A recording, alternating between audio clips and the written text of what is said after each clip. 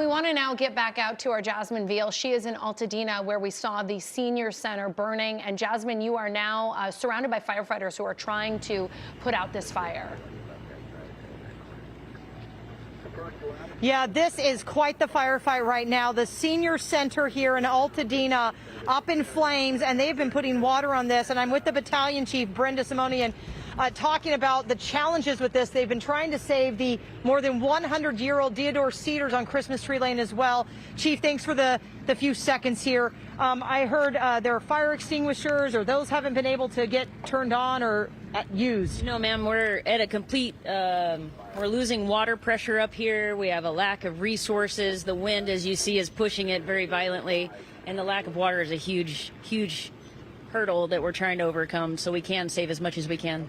So lack of water, like no pressure in the neighborhood? All the hydrants have run dry. Oh, no. So what do you do now? So we send our water tenders or our engines down to shuttle water from further away, different hydrants that still have water. This is bad. It makes it challenging to do our job, but we're just up here trying to do the best we can for the citizens in the community. Yeah, you guys are. I mean, I saw these firefighters, red-rimmed eyes, soot-covered faces.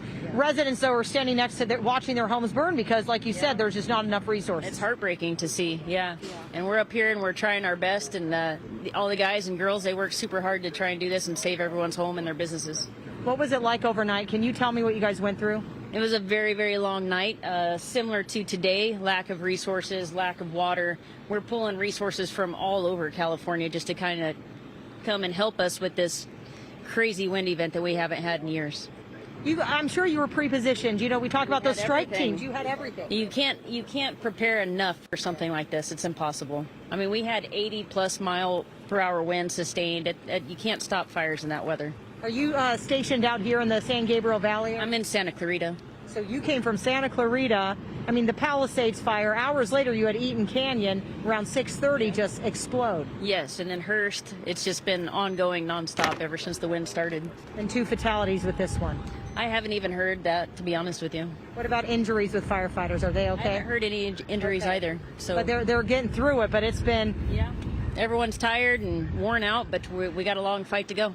So I guess what's the game plan if, you know, you're hauling water from other fire hydrants? What do you need? Well, we need to get the streets cleared. We got a lot of citizens starting to come back in, and we're not ready for that yet, so that makes it hard on us too. And then we do need to get water, and we need our resources to be able to get to the incidents. So residents need to stay out. I have seen so many people, neighbors, like you said, coming back to try to check on their homes, and they need to stay away. It does make it very hard to navigate the streets already with the smoke, the wind, and everything else, plus wires down, and now we're trying to navigate through residents and I get it, they want to come back and see if their home is there, but we have a lot of work to do. Can you share any stories that you've seen, or rescues, or just something you've come across that has just been, you know, that we haven't been able to witness?